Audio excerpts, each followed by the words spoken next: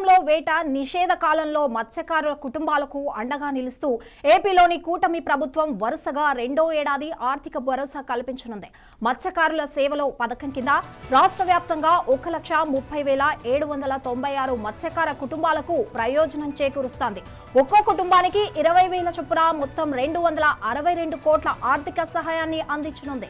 నెల్లూరు జిల్లా కావలి నియోజకవర్గంలోని తుమ్మలపెంట గ్రామంలో నేడు జరిగే కార్యక్రమంలో సీఎం చంద్రబాబు ఈ నిధులను లాంఛనంగా విడుదల చేయనున్నారు. ఈ కార్యక్రమం ద్వారా మత్స్యకారుల సంక్షేమానికి తమ ప్రభుత్వం కట్టుబడి ఉందని మరోసారి నిరూపించనున్నారు. ప్రతి ఏడాది ఏప్రిల్ 15 నుండి జూన్ 14 వరకు 61 రోజుల పాటు సముద్రంలో చేపల ప్రజనన కాలాన్ని పరిగణనలోకి తీసుకుని వేటపై నిషేధం విధిస్తారు. ఈ సమయంలో ఉపాధి కోల్పోయి మత్స్యకార కుటుంబాలు ఆర్థికంగా ఇబ్బందులు పడకుండా ఉండేందుకు ప్రభుత్వం ఈ పథకాన్ని అమలు చేస్తోంది.